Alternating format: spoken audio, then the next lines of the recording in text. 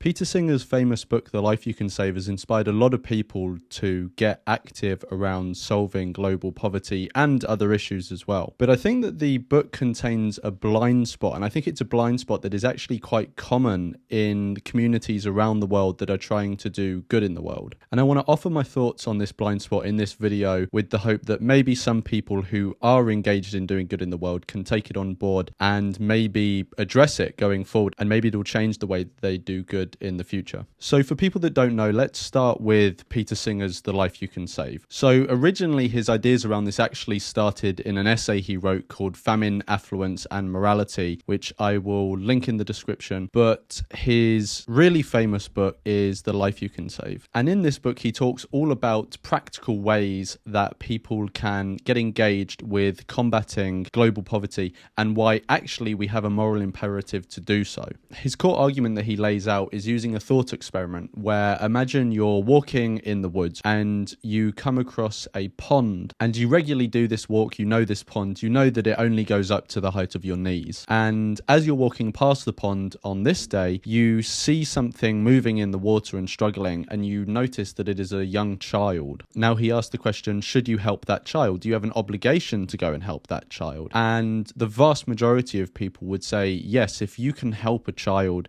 that you see struggling there who will die, then you should go and help them. And people would generally morally condemn you if you didn't. But then he asked a further question, well, what if you're on your way to a job interview and you're wearing some new expensive clothes, you're wearing some new expensive shoes, and going in and helping that child would actually cost you a lot of money, and you don't have time to take off your shoes, for example. And most people would still say, yes, you should go in and help that child. It doesn't matter if you lose a new suit or some new pairs of shoes. You're talking about someone's life. And he uses this common answer that people would give to show us that actually we're always in this situation. There may not be a child right next to us who is drowning in a pond, but there are equivalent children or just people generally around the world who are struggling and suffering and will die if their predicament is not alleviated. And so he says, well, actually, there are charities that we can donate to that help people around the world and do so in effective ways. Now, this argument has been very convincing for a lot of people, and I think it is a fairly decent argument, but I think it has one blind spot that has carried into the way that people who have heard this argument do good in the world, and just generally, I think it's a blind spot that people generally have. So this blind spot I want to talk about is why the child is in the pond.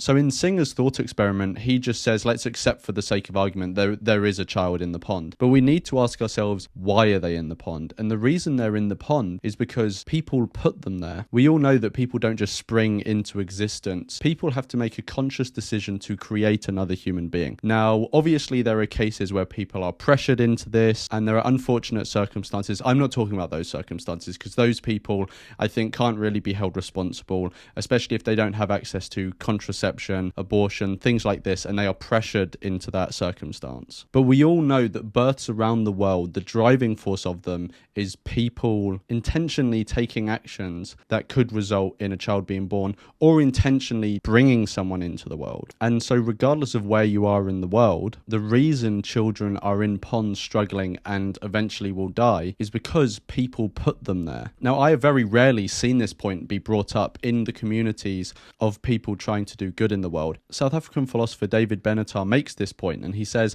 it is curious that while good people go to great lengths to spare their children from suffering, few of them seem to notice that the one and only guaranteed way to prevent all the suffering of their children is not to bring those children into existence in the first place. The only reason these children are in ponds is because we've been putting them in those ponds. All we have to do is simply say, I'm not going to do that anymore. And so there are two things we need to focus on here. One thing is helping the people in ponds already and who will be in ponds in the future. But we also need to put some time, effort, and money into trying to address the problem of people being put in ponds in the first place. And I think that is one branch of action that really has been neglected. I think a good name for this blind spot is the antinatalist blind spot. And it's something that I think is pretty pervasive in communities generally that are trying to do good in the world. And that includes the Effective Altruism community, who were built upon Peter Singer's ideas. I've seen relatively little discussion of this topic in Effective Altruism and other communities doing good in the world. And I see the dominant view being that we should continue to create people and then try to mitigate the suffering that they then will experience, rather than just simply not creating them to suffer in the first place. So that's the blind spot, but what can we actually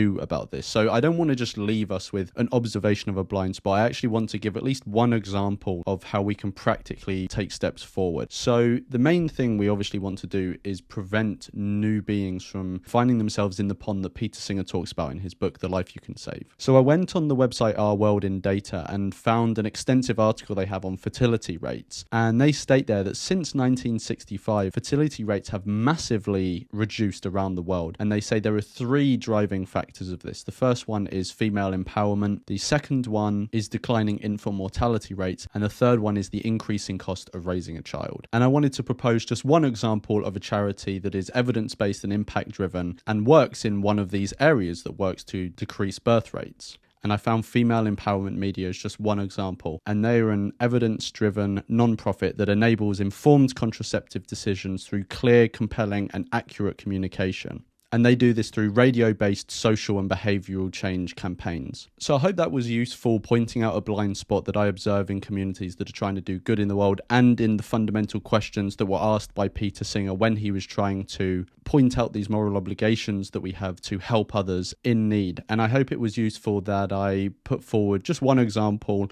of a charity that someone could support if they are interested in the form of activism that Peter Singer's ideas have led to in the effective altruism space. And I'm sure people can do their own research to find other charities and other forms of activism that can have the same outcomes. If you do any research and you do find any charities or you just find anything interesting, please leave it in the comments below. I'd be interested to hear, and I think other people who watch this video would also be interested to hear. And I will see you all in the next one.